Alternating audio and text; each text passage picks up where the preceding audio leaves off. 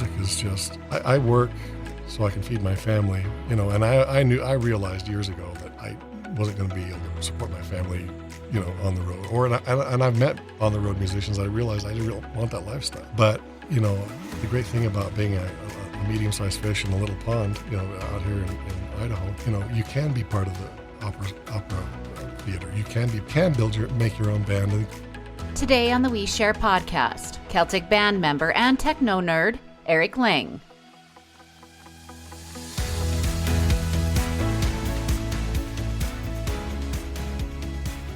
Welcome to the We Share podcast. I'm Julie. I'm Alex. We share ourselves and we provide a platform for others to share. We believe everyone has a purpose and a story to tell. And we're back on the We Share podcast. I'm Julie. And I'm Alex. And in the studio today, we have a friend by certain degrees. I know he's a friend of mine because we share common friends. And when you came in the studio today, Alex, you said you share common friends with him as well.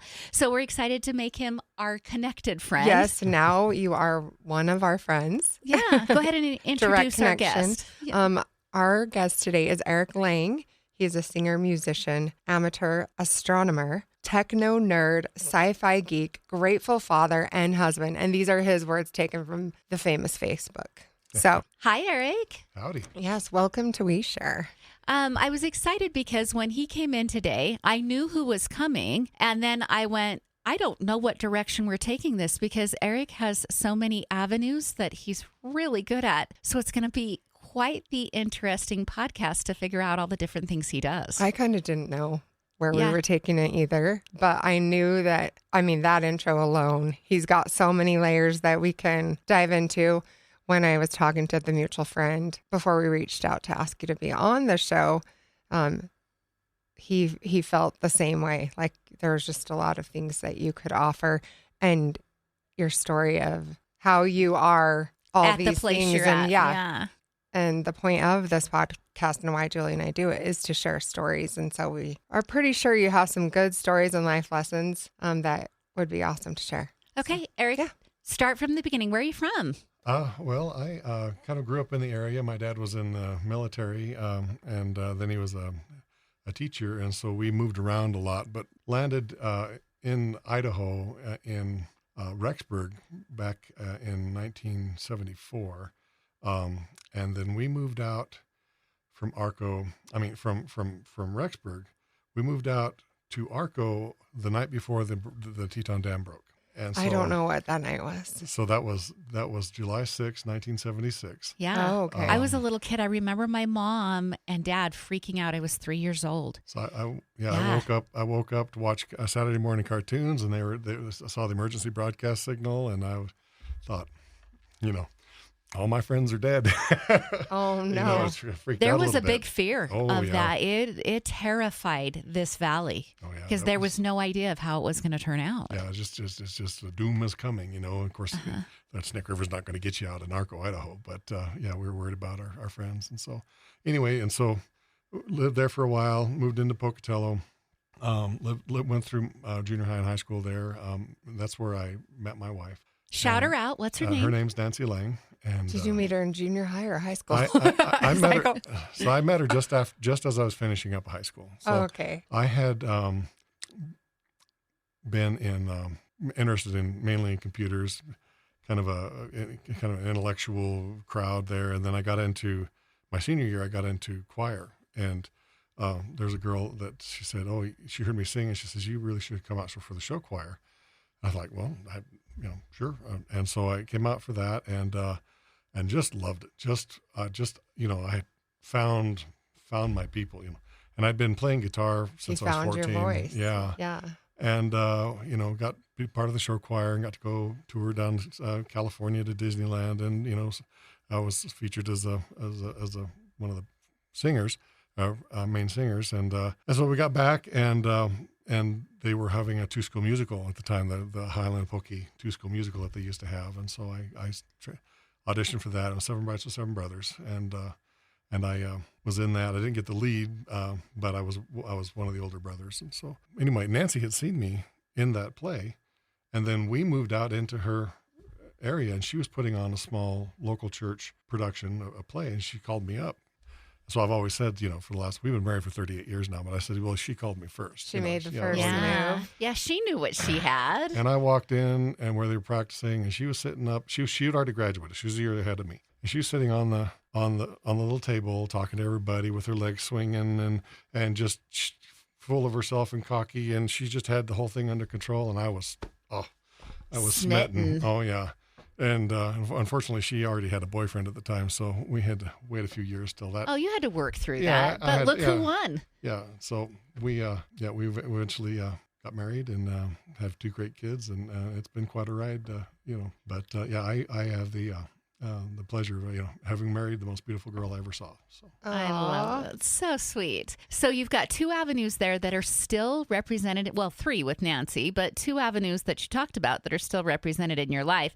Let's go down the computer geek avenue first. The techno nerd. Oh, yeah. The techno nerd. So you chose to do that for a living. So explain what you do. So I really tried not to do this, to get into computers. I ever since I first saw my first computer back in junior high school, this is when they first came out. Like the Mac box. The first Macs that came out. And I just had to know everything about that. And the guys I was around, we would spend all weekend in the ISU library just because that's the only place you get a computer to work on it. And we were writing software and games and just, and when I went to college, I thought, well, I'm going to be a physician assistant. That's what I wanted to go for. When I'm going to medicine, I don't want to ruin my life. Don't want to ruin my hobby by going into computers, But I've always been very good at them. I learned how to draw on them. So I spent several years as a graphic artist, supporting our family that way. Worked for the Idaho State Journal as a graphic artist, and then eventually as a copy desk editor and supervisor there. And then I went on to move to work at the National Laboratory, and they needed somebody who could write and do graphics. And then I got into that, and they needed somebody who could do computers is what they needed. So I got really good at databases and data manipulation. And I don't think I want to say this on the air. They call me the BRDB, which is the Big Red Data B. Boy, no, we're leaving that one. Big Red. Anyway, so I ran into somebody that was still working as a consultant now for the site. We actually sat on a plane together. I was flying back for my current job when we just happened to sit just right next to each other the whole way, just talk the whole way. It was great. But he goes, that analysis spreadsheet that you put together back 20 years ago, I am still using that thing. So awesome. Wow. You really did go down the right avenue then. So basically, after I left when I was working at the site and I was in charge of one of their computer systems there, their budgeting system, and then one of the people who hired me onto the site called me up and says, hey, I'm now working for this local medical group, and I need somebody that can write, can do the advertising, can do the books, and can take care of our IT stuff. And so I left there and came over, and it turned out that I left all of those other pieces on the side. And at the time, back in 2006, the electronic part of radiology was just starting to emerge. And it was still faxes and paper and film and couriers, and very much a manual process. And so we built the first PACS system here in Idaho and started selling that to all of the hospitals in the area. So all of the hospitals up and down Idaho and the western Montana, western Wyoming. And so I guess I kind of fell into this. That's pretty amazing because it saves so much time to not have to send films through a courier and wait for my dad was a doctor. I remember looking through lots of films and different things with him. It used to take a week and a half to get a report back, and now people are upset if it's longer than 20 minutes. Mm-hmm. And so it really I think had a big impact on patient care because you could get an answer. A doctor could have an answer, from a medical scan instead of waiting. Well, it's got to be so convenient for the doctor to be able to collate all of that information together. You saw this doctor in this state or this doctor here, and we've both done these tests, and let's compare and everything. I have a brother, this is a complete side note, but I have a brother who suffered from an Arnold Chiari, and it's been 20 plus years since he had that surgery. And I remember helping my mom lug around those films in those packets to all the different doctors so that he could have those, he eventually had surgery on his head to take care of it, but it was like weightlifting. There was so much stuff. Those patient jackets could weigh 40 pounds, 50 pounds. Yeah. So you were the first in the area to help with a group of people develop all of that, right. the making that a little bit easier. I bet you have seen that industry change so much. It's completely, it's so funny. I noticed and the other you day. bundled that up as just techno nerd. Yeah, I know, right? That is a lot of stuff you did. But I enjoy everything to do with technology. So like we'll probably get into, I have a band, Teton Sky. And so I learned how to use the computers to record, to build a recording studio. And so I had a brother that helped me out financially several years ago. And I, of course, played music all my life. And I asked, what can I do? And he basically forgave the debt. And he says, all I want is some of your music. And so I learned how to put all that together and record my first album on computers. That's a good brother. What a good brother. Yeah. Does he need a sister? No, he's amazing. I mean, he actually became the captain of a nuclear submarine. Oh, wow. Yeah, totally amazing guy. So he's a techno nerd too. Oh yeah, in a bigger way. Yeah, with nuclear missiles underneath. Was it the time you spent living in Arco? Yeah, the atomic. It was just so close that it came in. Yeah, that's right. So I've enjoyed using computers as tools to do things. And so now now there's so much you can do with an astronomy, which I'm an amateur astronomer. I used to be the president of the local Idaho Falls Astronomical Society. I'm the treasurer now and webmaster. But you can computers allow you to do so much with the imaging now. There's stuff that one of the doctors that I used to work with, Jim Edlin, he's now living in Arizona, but he, with his computer, and they just take multiple images, just run a video basically of the image, and it takes the best images, compiles them all together, and then he produces these pictures that are better than what the Hubble could produce, just with these long series of exposures, and it's just the amazing sights you can see in the night sky, but all through So computers have been just kind of a passion of mine. And I thought maybe it would just be my hobby, and it turned out to be my job. So you fused it and incorporated it with all the things you love. So now I work for a big national radiology company, and I'm the senior director for western half of the United States. So you've seen the genesis of all of that growth in technology. Tell us the fears and the hopes that you have seeing that, because there's good and the bad with having so much growth in technology. Just give us some of your wisdom on that. Well, they're about I would say probably 10 years ago when the first hints of artificial intelligence started coming over the horizon, our radiologists were quite legitimately afraid that this technology would come in and just replace them. And they would no longer, they'd be out of a job, and that's a common, fear that, the change in technology will replace you. But, the combine replaced the horse. Yeah, exactly.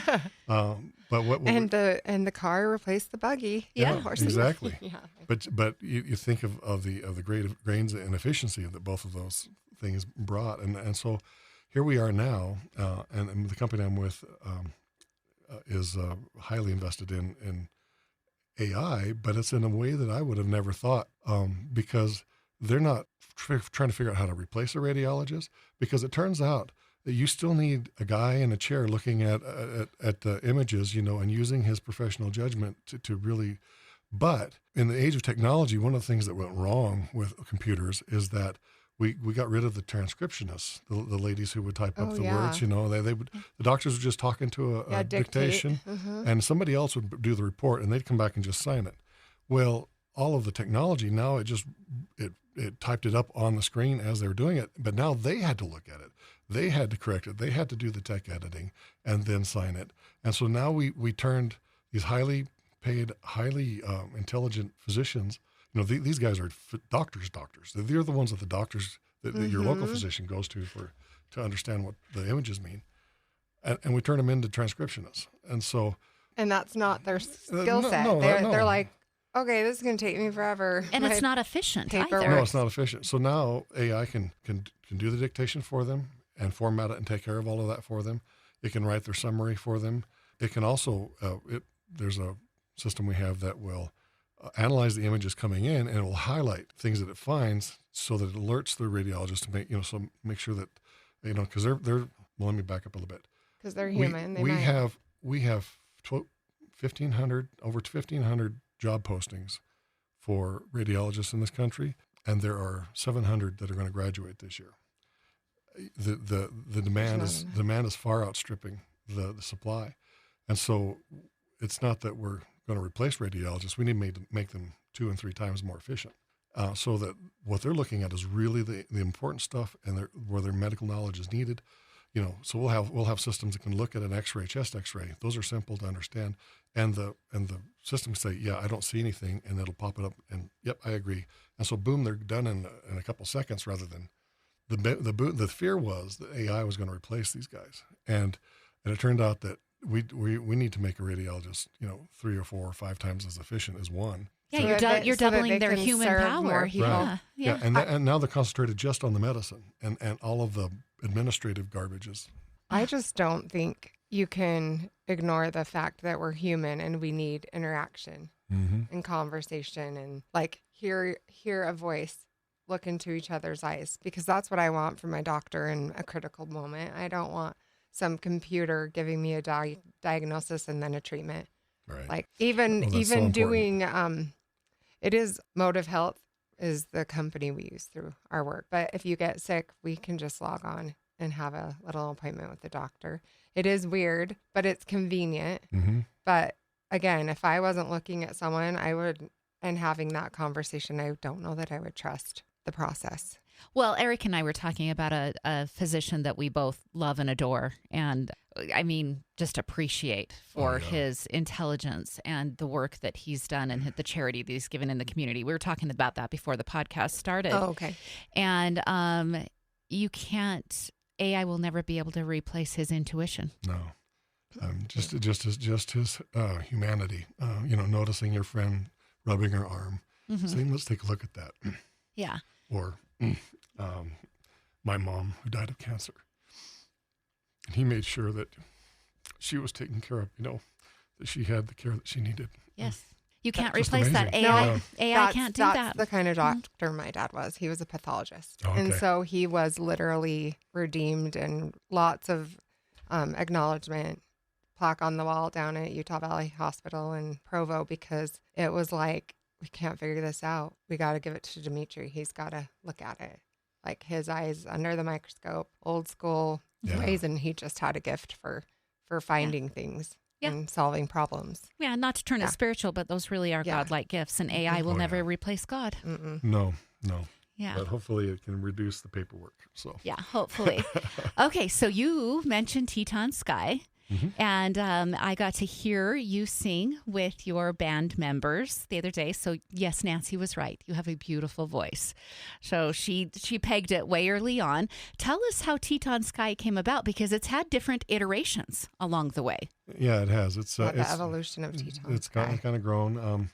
Like I said, I've been played music since I was 8 years old. My sister got piano lessons, and I was like, I want piano lessons. And then, so I did that for a while, and then got into junior high and got into trombone, and that was great. And then my dad bought my mom a guitar for Christmas, and I was gone at that point. Just sucked in. You're like, when she was busy cooking, you snuck the guitar. I have to know how to play that instrument, and so my ever since then that has been my passion. And so I did a lot of solo work, and then a few years after we got married, it was back in 2000. I had a friend who just had an amazing harmony. He could harmonize really well, and so we came up with a little 2-man band, and eventually brought somebody else in, and then that dissolved after 4 years. And then I met a bunch of guys at the site, and we were playing around on Fridays. We'd bring our guitars in and jam, and we thought we really had to turn this into something. And So that became Hot Rod Lincoln, and we were just a dad band, the cover band with the hits of the 70s and 80s and that kind of thing. But the envy of all 40-year-old men in yeah, town. Yes. yeah. And then just a couple of them retired, and so I went in and I sang with the Idaho Falls Opera for 3 years. Loved singing with those folks. They're just super talented. The music was not really speaking to me, and we had smaller audiences attending, and I was thinking, well, I just need to have another band, because the one thing about musicals, and I've done a lot of musicals and that kind of thing, is that they're done in about 2 months. You practice and practice, and then you're done, and it's over. Mm-hmm. You love these people. Yeah, you get that high, and then it's over. and your best friends, all and lots of hugs, and then you never see them again. Or it's. I mean, I have some really good friends that I have, but I started looking through the ads, and I found this ad. There's online ads for bands. It's you could looking for a band, or have a band looking for somebody, and I found this ad for the Teton District in Performing Arts. But they were looking to put together a Celtic group, folk group, to go with their pipe band. And so I called them up, and they were like, "Where did you hear this?" I mean, I put that up like 2 years ago, and it's been floating out there. Well, it turns out that it was David and Liz Clark, and they had a local pipe band, pipe and drum corps, that was quite famous in the area, and really, really well put together. Kilts and bagpipes and drummers, and so David's wife, Liz, had started doing a little bit of singing. She has the most amazing voice. It's so pure. It's so pure. I know now why we were doing this heading into St. Patrick's Day. Yeah, it just makes sense, doesn't it? Yeah. It's so pure. Her voice is truly, it's just pipes. It is so beautiful. It is so good. And she was had not sung for a long time. She was deathly afraid of singing on stage. But when we started putting this together, having a band around her gave her that confidence again. And yeah, she has a voice that's just made for Celtic music. It's just, and so one of the compliments I always get is, "Man, you're a female singer. She's amazing. You're okay too, but she's amazing." And I'm totally on board with that. I know my limitations, and I love to sing, but she's the gold in the pot there. Anyway, so we got together and we started playing around with a little bit and realized, well, okay, we got something. So a buddy of mine that I worked with used to play stand-up bass. I said, well, we need some foundation here, so we got a bass. Her son was in the pipe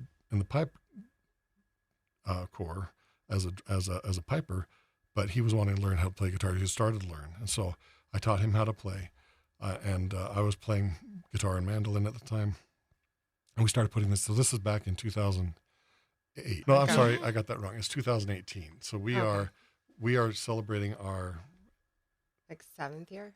7th year. Oh, yep. We will celebrate our 8th year. He seems so young. That's when you said 2008. That blew me away. I'm like, man, that kid has aged well. No. So that was Colin, and he as he grew up and he got married, he went on to do some other things. And so we brought in another friend of mine that played guitar for a while, and then he moved away. So we've had guitar. So now we have Josh, and he was a friend of our drummer at the time. And so myself and Liz and Dee, who our bass player, have been the core, and then we've changed out drummers and guitar players. Got it. But yeah, now. But you've always been called Teton Sky. Always, yeah, Teton Sky. For the first year or two, we were just part of Teton and District Performing Arts. Okay. And then we were just playing with them when they do the drum thing. We'd kind of alternate back and forth when they do the pipes. But we started getting a lot of attention. Just for the band, the Celtic group. And, well deserved, by the way. Yeah. And the pipe and drum corps folded. They decided to close that down.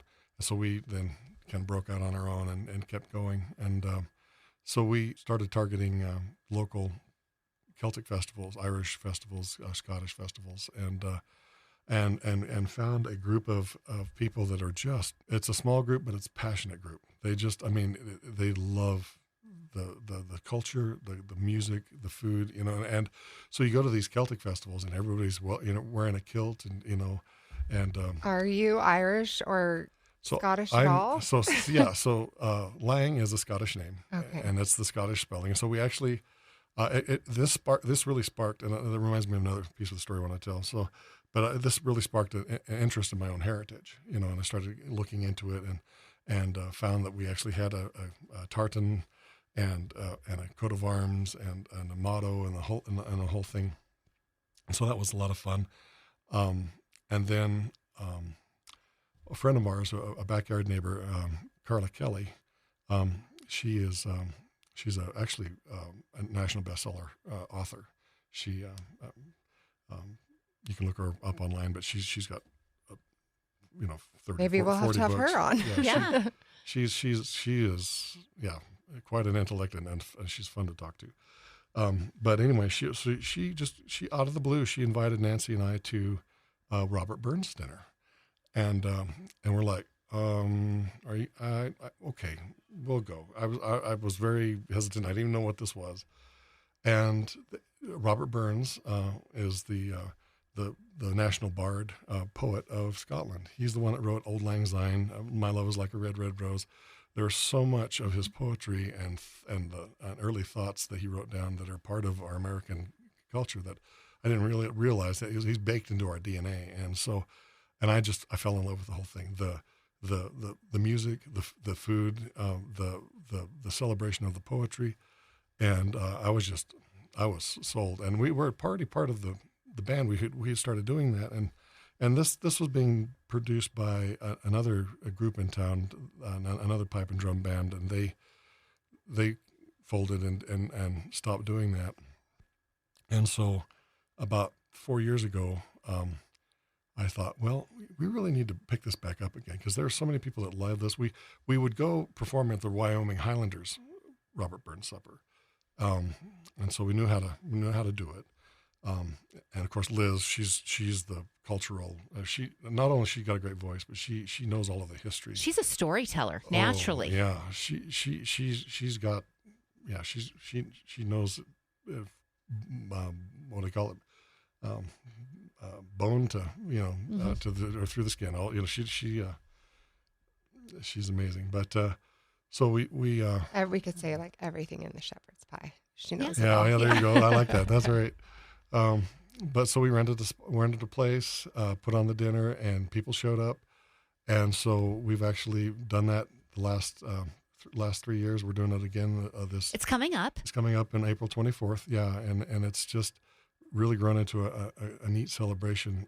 It's unlike any other thing I've ever been a part of. I have a deep love for it, but it's a little bit of poetry. It's a little bit of culture. There's a lot of humor in it, but the music, the Scottish music, and a lot of the songs we sing are actually written by Robert Burns. Wow. And people, we usually sell it out, and people have a great time. Tell people how to get a reservation because you have to have a reservation. You have to pay ahead. Yeah, so it's at tetonsky.net, and that's SKYE, sky with an E on the end, like the Isle of Skye. And so, or you can search for Teton Sky on the web, and you'll find our webpage. We're there. We're also on Facebook. I actually found you that way. We had a coworker that has a strong connection to you.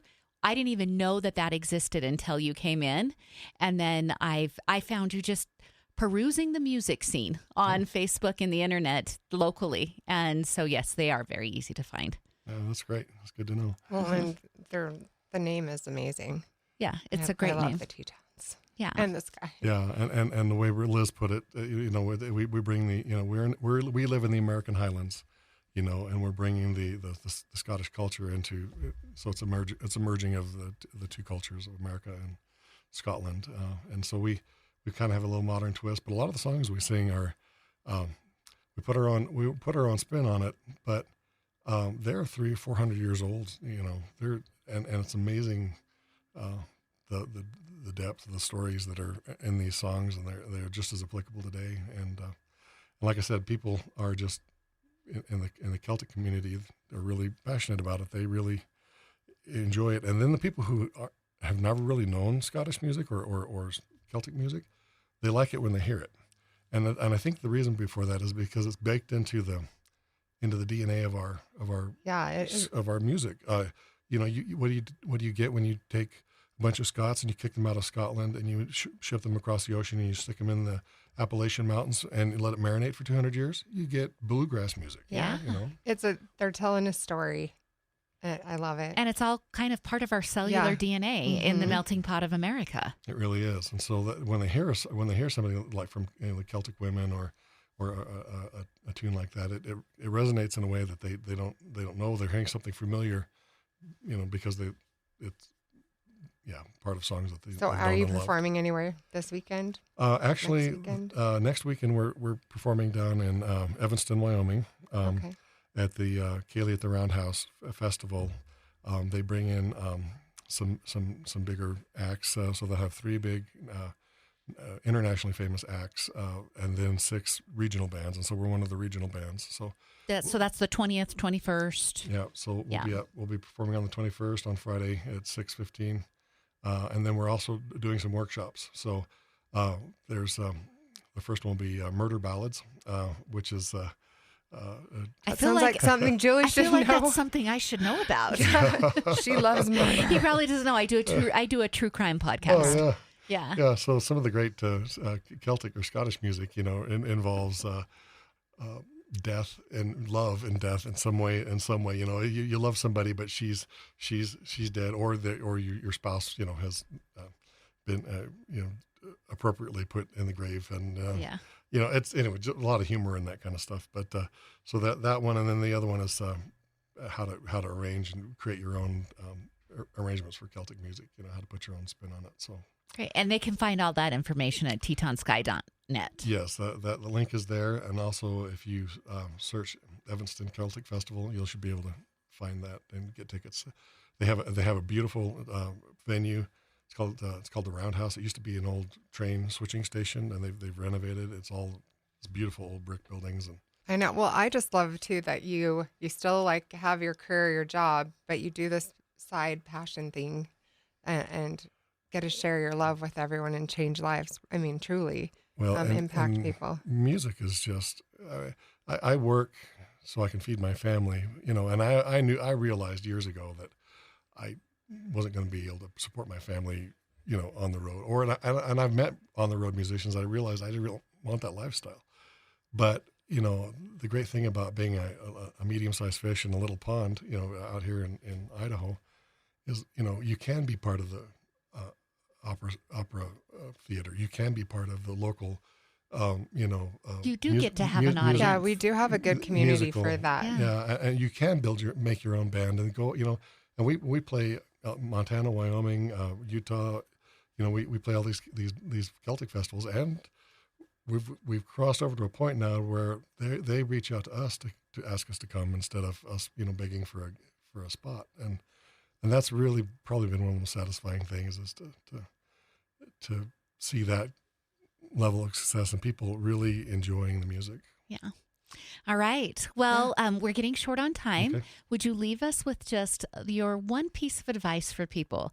We ask our guests when they come on to share a nugget from their life, and it can be life advice, it can be a funny story, whatever you would like, but something about Eric that you can share with our audience.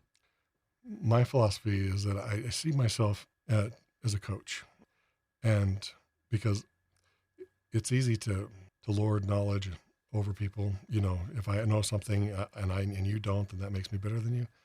I feel it's important to share what you know with those around you and help teach. But one piece of advice that really sticks in my head is people won't remember what you said, but they will always remember how you made them feel. Perfect way to live your life. Thank you, Eric. It's been an enjoyable time. Yes, we loved learning from you. Thanks for joining us today on the We Share podcast. If you've loved what you've heard, please give us a 5-star rating, tell your friends, and share this show. You can also follow us for recipes, lifestyle and fashion tips, book reviews, and more on WeSharePodcast.com. Join our Share Squad and sign up for our newsletter there. We would love to connect with you. We share on TikTok, Pinterest, Facebook, and Instagram. Give us a follow. A big goodbye squeeze and sending you all our love from Alex and Julie. Join us next week on the We Share podcast.